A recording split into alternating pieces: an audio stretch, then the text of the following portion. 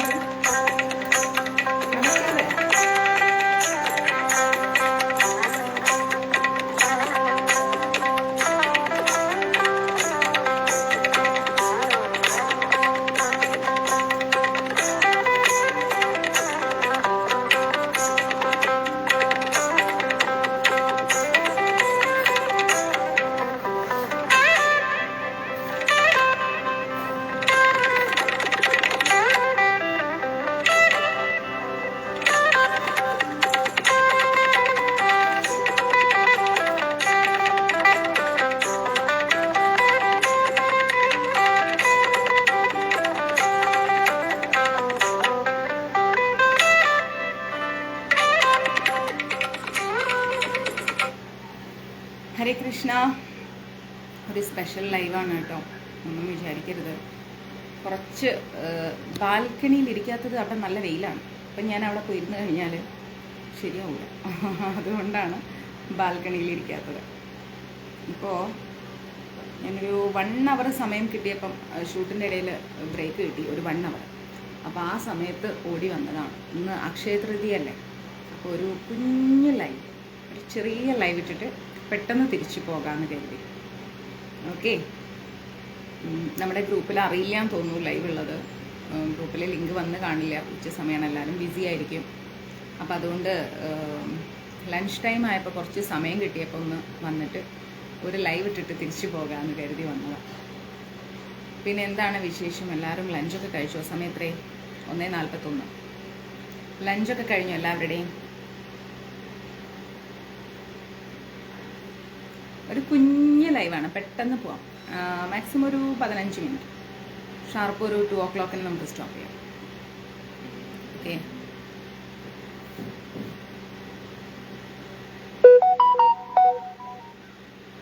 നമ്മുടെ അഡ്മിൻസ് ആരും കണ്ടിട്ടില്ല എന്ന് തോന്നുന്നുണ്ട് ലൈവ് ഉള്ളത്. ഇനി കുഴപ്പമില്ല, അവർ പിന്നീട് കാണട്ടെ.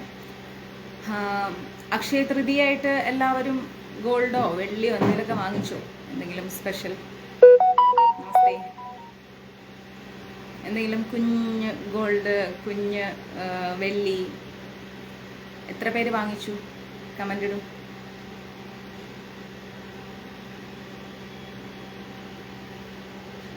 നോക്കട്ടെ ആരൊക്കെ വാങ്ങിച്ചു. അക്ഷയ തൃതീയ നല്ല ആഘോഷമാക്കിയ ആരൊക്കെയുണ്ട്? ഇന്ന് അക്ഷയ തൃതീയാണ്, ബൽറാം ജയന്തിയാണ്. ആരൊക്കെ അക്ഷയ തൃതീയക്ക് ഗോൾഡും സിൽവറും ഒക്കെ വാങ്ങിച്ചു? കമൻ്റ് ഇല്ലേ? ആരും വാങ്ങിയില്ലേ? അപ്പം വാങ്ങിയില്ലേ ആരും? അയ്യോ, ഞാൻ ഈ മാസം റൈസ് ഐറ്റംസ് കഴിക്കില്ല, 1 month. അതുകൊണ്ട് ഇവിടെ കുക്കിംഗ് വളരെ കുറവാണ് ഈ മാസം. അപ്പുറത്തുനിന്ന് മഹേശ്വരി ചേച്ചിയാണ് കറി കൊടുക്കാറ്, ബിന്ദുമ്മയ്ക്ക് റൈസൊക്കെ. ബിന്ദുമ്മ ലൊക്കേഷൻ എൻ്റെ അടുത്ത് നിന്ന് അവിടെ നിന്ന് ലൊക്കേഷനിൽ നിന്ന് കഴിക്കും. ഞാൻ റൈസ് ഐറ്റംസ് കഴിക്കാറില്ല, അതുകൊണ്ട് കറി ഇല്ല. പറയും ആരും വാങ്ങിച്ചില്ലേ അപ്പോൾ? സിൽവറും വെള്ളിയും. അശു, അതെന്താ വാങ്ങാതിരുന്നേ? കാരണം പറയൂ. എന്താ ഇന്ന് അക്ഷയ തൃതീയായിട്ട് ഗോൾഡും സിൽവറും ഒന്നും വാങ്ങാതിരുന്നത്? സിൽവറിനൊക്കെ ഒരു 10, 300, 350, 400 രൂപ കൊടുത്താലൊക്കെ സിൽവർ കിട്ടില്ലേ? പിന്നെന്താ ഒന്നും വാങ്ങാതിരുന്നത്? ഒരു സിൽവർ കോയിനെങ്കിലും വാങ്ങാതിരുന്നത് എന്തുകൊണ്ടാ? ഒന്നും വാങ്ങിയില്ല. ജയന്തി മാതാജി പറയുന്നു. എന്താ വാങ്ങാതിരുന്നേ? റീസൺ ഉണ്ടാവില്ലേ? വാങ്ങാൻ എത്ര പേർക്ക് ആഗ്രഹമുണ്ട്? ഇന്ന് അക്ഷയ തൃതീയാണ്, അപ്പോൾ ഞങ്ങൾക്ക് ഒരു സിൽവറോ അല്ലെങ്കിൽ ഒരു ഗോൾഡിൻ്റെ എന്തെങ്കിലും ഒരു ഇത് വാങ്ങിക്കണം എന്ന് ആഗ്രഹമുള്ളവരാരൊക്കെയാണ്? ആർക്കും ആഗ്രഹമുള്ളത്? ആർക്കും ആഗ്രഹമില്ലേ?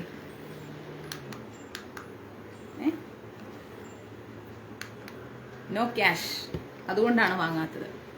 ആരാ പറഞ്ഞത്? സായുഷ്. ക്യാഷ് ഉണ്ടെങ്കിൽ വാങ്ങുമായിരുന്നു. ഞാൻ അക്ഷയ തൃതീയയെ കുറിച്ച് ക്ലാസ് എടുക്കുന്നത് വളരെ ഇമ്പോർട്ടൻ്റ് ആണ്. ഇന്ന് സ്വർണം വാങ്ങണം, ഇന്ന് വെള്ളി വാങ്ങണം ഇല്ലേ? അപ്പോൾ അതൊന്നും വാങ്ങാതെ എന്തെങ്കിലും ഒരു ചെറിയൊരു കമ്മലെങ്കിലും ഒരു വെള്ളിയുടേത് വാങ്ങിയാൽ എനിക്ക് തോന്നുന്നു ഒരു 700 രൂപ 800 രൂപ ഒക്കെ കൊടുത്താൽ കുഞ്ഞ് വെള്ളി കമ്മല് കിട്ടില്ലേ? അപ്പം അതൊന്നും വാങ്ങാത്തത് എന്താ? എല്ലാവർക്കും എന്താ ഒരു ഡൾനെസ്. എനിക്ക് ആഗ്രഹമുണ്ട് വാങ്ങണമെന്ന്. എക്സാക്ട്ലി. അങ്ങനെ നമ്മൾ തുറന്ന് പറയണം. നമുക്കൊരു കാര്യം ഉണ്ടെങ്കിൽ അത് ഓപ്പൺ ആയിട്ട് പറയണം. ഞാൻ ഇല്ലാത്ത സമയത്ത് ലഞ്ച് ബ്രേക്കിന്റെ സമയത്ത് ഓടി വന്നത്, ശരി ഇനിയിപ്പോൾ രാത്രി ഒരു 2-3 മണിയൊക്കെ ആവും കഴിഞ്ഞ് വരാൻ, അപ്പം പിന്നെ വന്നിട്ട് പിന്നെ ലൈവ് ഇടാൻ പറ്റില്ല. അപ്പോൾ കിട്ടിയ ഒരു കുഞ്ഞു സമയം ഞാൻ ഓടി വന്നപ്പോൾ എന്താ ആരും ഒന്നും ഒരു റെസ്പോണ്ട് ഇല്ലാത്തത്? അഞ്ജലീസിന്റെ പേജ് മറന്നുപോയോ എല്ലാവർക്കും? ഹരേ കൃഷ്ണ. അപ്പൊ ആർക്കൊക്കെ ആഗ്രഹമുണ്ട് പെട്ടെന്ന് കമന്റ് ഇടും, എന്നാലും എനിക്ക് വേഗം പോകാൻ പറ്റൂ. ഓർണമെന്റ്സിനോട് താല്പര്യമില്ല. പിന്നെ ഓർണമെന്റ്സ് അല്ലെങ്കിലും നമുക്കൊരു ചെറിയ സിൽവർ കോയിനൊക്കെ വാങ്ങി വെക്കാലോ. ആരാ പറഞ്ഞത്? മാതാജി വാങ്ങണമെന്നുണ്ട്, പൈസ ഇല്ലായിരുന്നു. ഓക്കെ, ആരാ പറഞ്ഞത്? അജി സുനിൽ. അജില സുനിൽ. ഓക്കെ. പിന്നെ നെക്സ്റ്റ് കമന്റ്. വേഗം വാ, എനിക്ക് വേഗം പോണം. വേഗം പറയും. ഇനി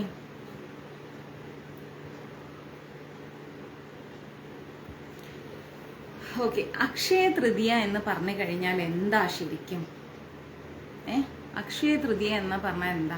ഞാൻ ഈ കുട്ടി സമയത്തിൻ്റെ ഇടയിൽ ലൊക്കേഷനിൽ ഓടി വന്നത് ഒരു കുഞ്ഞ് ലൈവ് ഇട്ട് പോകാനാണ്. ഒരു 15 മിനിറ്റ് 20 മിനിറ്റ് എങ്കിലും. കാരണം ലൈവ് നമുക്ക് ക്ലാസ് വർക്ക് പോകുന്നതുകൊണ്ട് എടുക്കാനുള്ള സമയം കിട്ടുന്നില്ല. ഇപ്പം തന്നെ തിരിച്ചു പോകണം. എന്നിട്ട് പിന്നെ ആരും എനിക്ക് റിപ്ലൈ തരാൻ ഞാൻ ഭയങ്കര സങ്കടമല്ലേ? കാശില്ല, അല്ലെങ്കിൽ വാങ്ങുമായിരുന്നു അല്ലേ?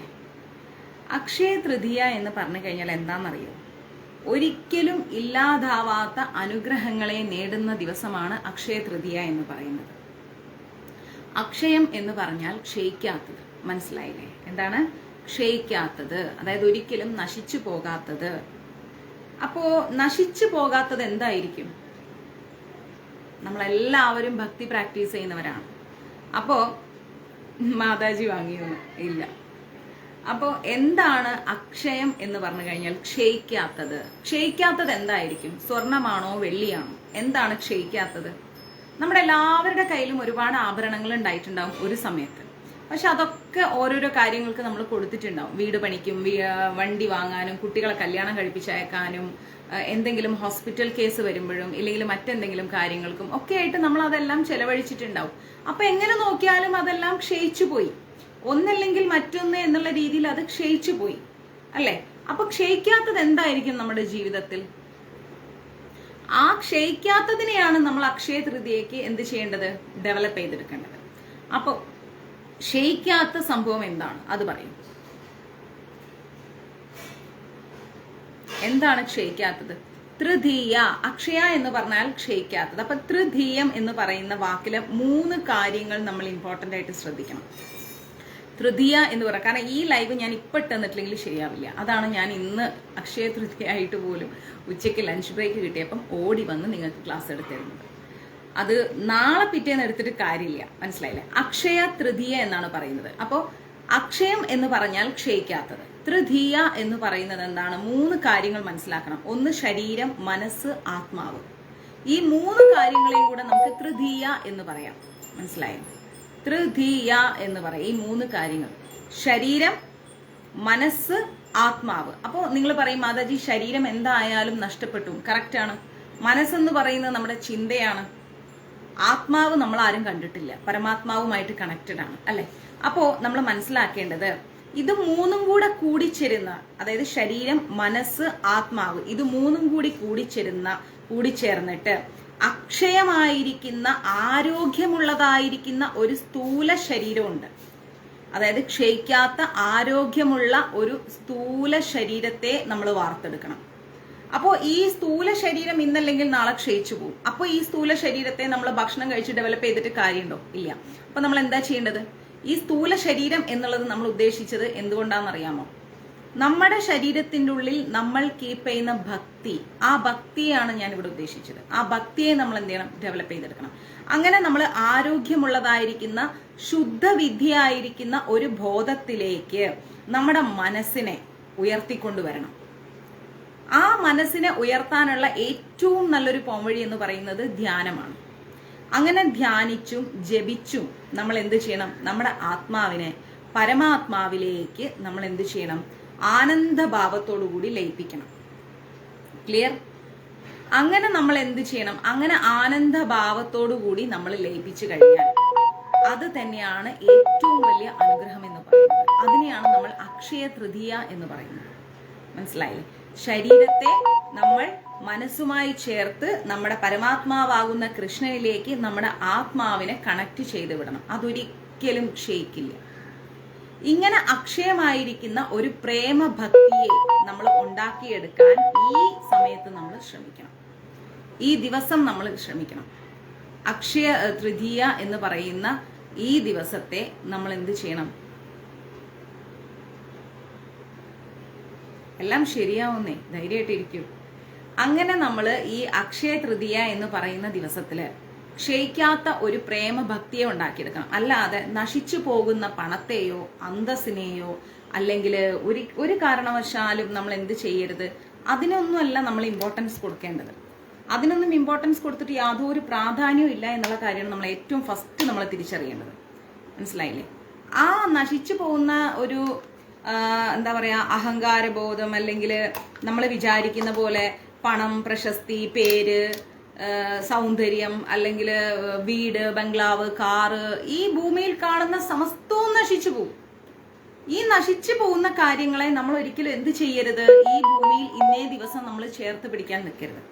അങ്ങനെ ചേർത്ത് പിടിച്ചിട്ട് കാര്യമില്ല. അതുകൊണ്ട് അങ്ങനെ അക്ഷയ തൃതീയയ്ക്ക് ഒരു സ്വർണം വാങ്ങിക്കൂട്ടുക, വെള്ളി വാങ്ങിക്കൂട്ടുക എന്നും പറഞ്ഞുകൊണ്ട് നമ്മൾ ഒരിക്കലും എന്ത് ചെയ്യരുത്? പൈസ ഇല്ല, അതുകൊണ്ട് എനിക്ക് വാങ്ങാൻ പറ്റിയില്ല, അല്ലെ വാങ്ങണം എന്ന് ആഗ്രഹമുണ്ട്, ഇങ്ങനെ ഒരു കാര്യമേ നമുക്ക് വേണ്ട.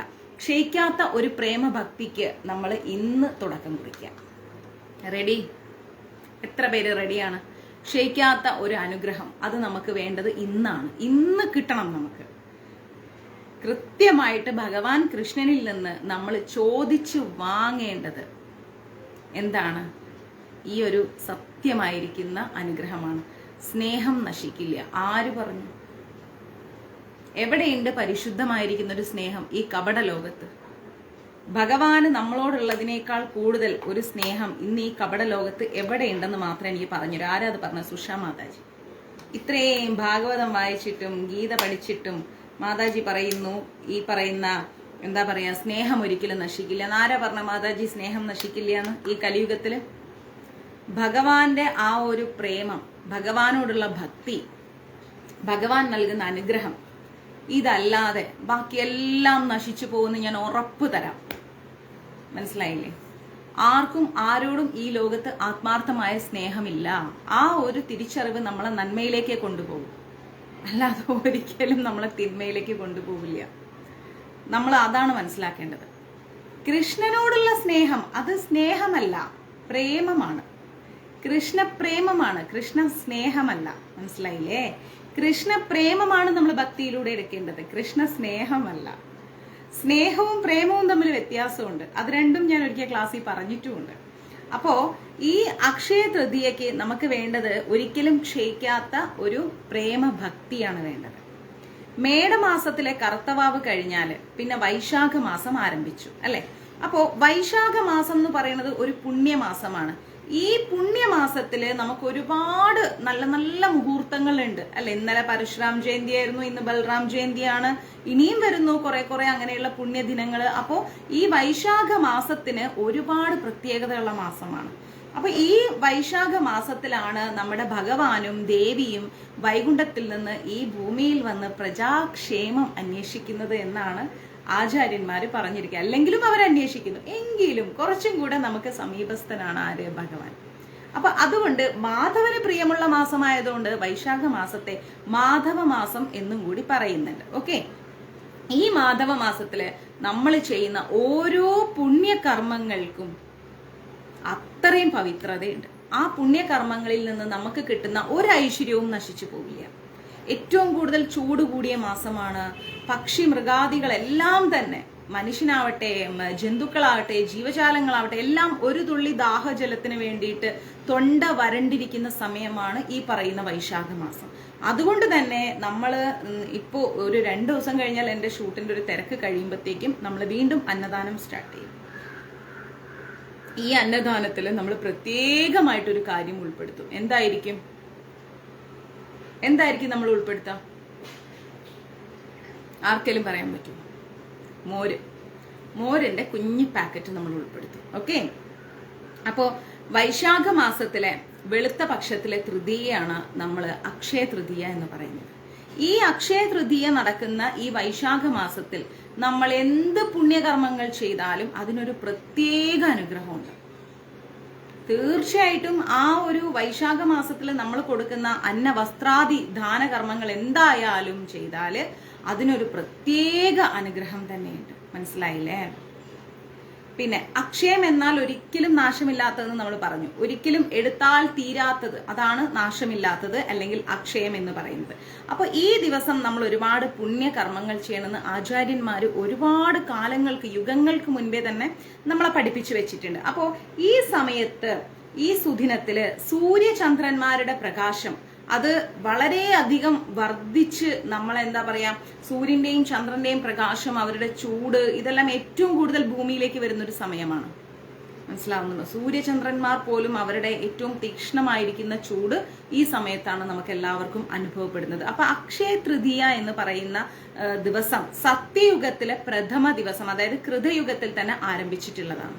സത്യയുഗത്തിലെ പ്രഥമ ദിവസമായിരുന്നു അക്ഷയ തൃതീയ എന്ന് പറയും.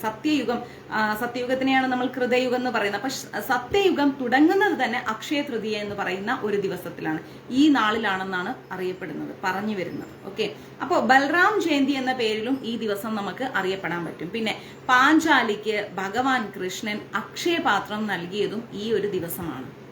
മനസ്സിലാവുന്നുണ്ടോ? എത്ര എടുത്താലും തീരാത്തതാണ് അക്ഷയപാത്രം എന്ന് പറഞ്ഞാൽ. ഭഗവാൻ കൃഷ്ണൻ എങ്ങനെയാണ് പാഞ്ചാലിക്ക് അക്ഷയപാത്രം കൊടുക്കുന്നത്? അത്രയും ഭഗവാന് ഒരു ഇഷ്ടം തോന്നിക്കഴിഞ്ഞാലാണ് ഭഗവാൻ നമുക്ക് സമസ്തവും നൽകുന്നത്, അല്ലെ? ഭഗവാൻ നമ്മളെങ്ങനെ പ്യൂരിഫൈ ചെയ്തുകൊണ്ടേയിരിക്കും, ഓരോ സെക്കൻഡും പ്യൂരിഫൈ ചെയ്തുകൊണ്ടേയിരിക്കും. അപ്പൊ ആ ഭഗവാനോടുള്ള പ്രേമഭക്തി ഏറ്റവും കൂടുതൽ ഡെവലപ്പ് ചെയ്യേണ്ടത് എന്താണ്? ഈ ദിവസമാണ്. അതിനുവേണ്ടി ട്രൈ ചെയ്യേണ്ട ദിവസമാണ് ഇന്നേ ദിവസം. പിന്നെ വേദവ്യാസ മുനി, അദ്ദേഹം മഹാഭാരത കഥ എഴുതി തുടങ്ങിയതും ഈ ദിവസം തന്നെയാണ്. മനസ്സിലായില്ലേ? ശങ്കരാചാര്യർ കനകധാരാ സ്തോത്രം രചിച്ചിട്ട് ദേവി വന്നിട്ട് സ്വർണ്ണ നെല്ലിക്ക അദ്ദേഹത്തിന് സമ്മാനിച്ചതും ഈ ദിവസം തന്നെയാണ്. സ്വർണ്ണ നെല്ലിക്ക വർഷിച്ചൊരു കഥയുണ്ട്, അത് പിന്നീട് പറഞ്ഞുതരാം. അതും ഈ ദിവസം തന്നെയാണ്. ചിരഞ്ജീവിയായിരിക്കുന്ന പരശുരാമന്റെ ജന്മതിഥി എന്ന് പറയുന്നത് ഈ ദിവസമായതുകൊണ്ട് ഈ ദിവസത്തിന് ചിരഞ്ജീവി തിഥി എന്നും നമുക്ക് പറയാൻ പറ്റും. അതും അക്ഷയ തൃതീയയിൽ തന്നെയാണ്. ഇന്നലെയായിരുന്നു പരശുരാം ജയന്തി, തിഥിയാണത്. മനസ്സിലായില്ലേ? ഭഗീരഥൻ തപസ് ചെയ്തിട്ട് ഗംഗാ നദിയെ ഭൂമിയിലേക്ക് കൊണ്ടുവന്നതും ഈ ദിവസം തന്നെയാണ്. ഓക്കെ, അങ്ങനെ ഈ പുണ്യ ദിവസത്തിൽ നമ്മൾ എത്രത്തോളം ദാനധർമ്മങ്ങൾ ചെയ്യുന്നോ, പിതൃതർപ്പണം ചെയ്യുന്നോ, അതുപോലെ തന്നെ നമ്മൾ എത്രത്തോളം ഭക്തി പ്രാക്ടീസ് ചെയ്യാനുള്ള ഓരോരോ കാര്യങ്ങൾ ചെയ്യുന്നോ എന്ന് വേണ്ട, നമ്മൾ എന്തെല്ലാം ഐശ്വര്യങ്ങളോട് കൂടിയുള്ള കാര്യങ്ങൾക്ക് വേണ്ടി ഇന്ന് തുടങ്ങിയാലും അത് വളരെ വലിയ നേട്ടമാണ്. അതൊരിക്കലും കലി വസിക്കുന്ന സ്വർണത്തിന്റെയോ പണത്തിന്റെയോ പിന്നാലെ ആവരുത് എന്ന് മാത്രം. അത് ആഗ്രഹിക്കാനും വാങ്ങിക്കാനും സ്പെൻഡ് ചെയ്യാനും വേണ്ടി പോകുന്ന ഒരു സമയമല്ല ഈ പറയുന്ന അക്ഷയ തൃതീയ എന്ന് പറയുന്നത്. ഈ ദിവസം പുണ്യ ഗ്രന്ഥങ്ങളൊക്കെ വായിക്കുക, ഭാഗവത പാരായണം ചെയ്യുക, സത്സംഗം കേൾക്കുക, അതുപോലെ സത്സംഗം കേൾക്കുക, പൂജ ചെയ്യുക, ജപിക്കുക, അങ്ങനെ ദാനം ചെയ്യുക, അങ്ങനെയുള്ള ഒരുപാട് സത്കർമ്മങ്ങളാണ് നമ്മൾ ചെയ്യേണ്ടത് ഈ ദിവസം. ഇതാണ് നമ്മളുടെ കർമ്മങ്ങളെയെല്ലാം എന്താ പറയാ കുറച്ചും കൂടെ നന്നാക്കിയിട്ട് കർമ്മദോഷഫലങ്ങളെല്ലാം നമ്മളിൽ നിന്ന് അകറ്റിയിട്ട് ഒരിക്കലും ക്ഷയിക്കാത്ത ഒരു അനുഗ്രഹം നൽകുന്നത്. അല്ലാതെ സ്വർണം വാങ്ങി വെച്ചു കഴിഞ്ഞാൽ ഒരിക്കലും ഇത് ക്ഷയിക്കാത്ത അനുഗ്രഹമല്ലത്. ഇപ്പൊ നമ്മള് ഒരു കയ്യിൽ വളയും മോതിരവും മാലയും കമ്മലും മൂക്കുത്തിയൊക്കെ ഇട്ട ഒരാളാന്ന് കരുതാം, നമ്മൾ മരിച്ചുപോയി എന്ന് കരുതാം. അത് കൊണ്ടുപോയി തീയിലിട്ടാൽ അത് അഗ്നിക്കരയെ, അത് കഴിഞ്ഞു അല്ലെ. ഇനിയിപ്പോ ചിലപ്പോൾ എന്ത് ചെയ്യും, അയ്യോ അത്രയും ഗോൾഡ് ഉണ്ട് അത് കത്തിച്ച് കളയേണ്ടതെന്ന് ചിലവർ അത് എടുത്തു വെക്കും ചെയ്യും. അപ്പൊ ഇതൊരിക്കലും നമ്മൾക്കൊപ്പം വരില്ല. പക്ഷെ നമ്മൾ ചെയ്ത നല്ല പ്രവൃത്തി, നമ്മൾ പ്രാക്ടീസ് ചെയ്ത ഭക്തി, ഇത് മാത്രമായിരിക്കും നമ്മൾ ഇവിടുന്ന് പോകുന്ന സമയത്ത് നമ്മുടെ കൂടെ വരുന്നത്. അല്ലാതെ നമ്മൾ ഉണ്ടാക്കിയ പേരോ പ്രശസ്തിയോ പണോ അല്ലെങ്കിൽ സ്വത്തോ സമ്പാദ്യമോ സൗന്ദര്യമോ ആരോഗ്യമോ ഒന്നും നമ്മുടെ കൂടെ വരില്ല. നമ്മൾ എന്ത് നല്ല പ്രവൃത്തി ചെയ്തോ, എത്രത്തോളം പ്രേമ ഭക്തി നമ്മൾ ഉണ്ടാക്കിയോ, ഇത് തന്നെയാണ് നമുക്ക് കൂട്ടായിരിക്കുന്നത്. അല്ലാതെ സ്വർണം വാങ്ങാനുള്ള ഒരു ദിവസമല്ല അക്ഷയ തൃതീയ എന്ന് പറയുന്നത്. മനസ്സിലായില്ലേ?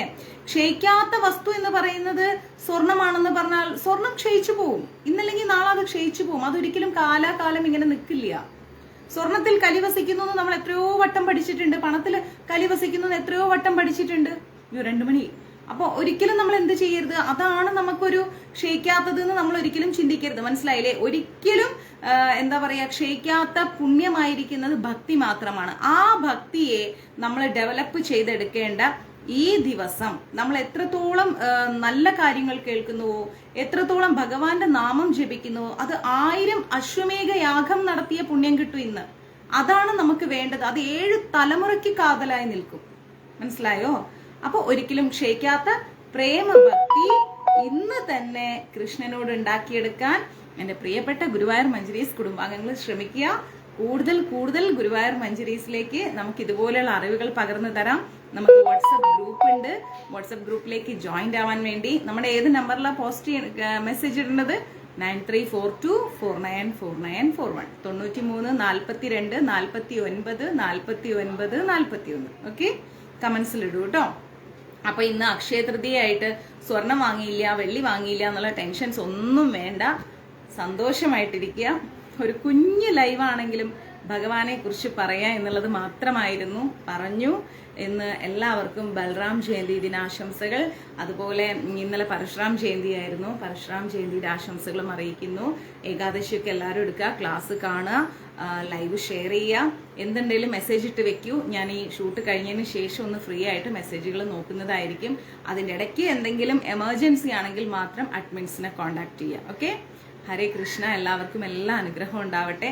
ഒരിക്കലും ക്ഷയിക്കാത്ത കൃഷ്ണ പ്രേമ ഭക്തി, നമ്മുടെ ഗുരുക്കന്മാരുടെ ആ ഒരു സ്നേഹം എല്ലാം എന്താ പറയാ നിങ്ങൾക്ക് എല്ലാവർക്കും ലഭിക്കട്ടെ. ശാന്തിയും സമാധാനവും ജീവിതത്തിൽ ഉണ്ടാവട്ടെ. എല്ലാ അനുഗ്രഹങ്ങളും ഉണ്ടാവട്ടെ. നമ്മുടെ നമ്പർ കമന്റിലിടൂ, വേഗം കമന്റിലിടൂ. സൂപ്പർ മോനെ.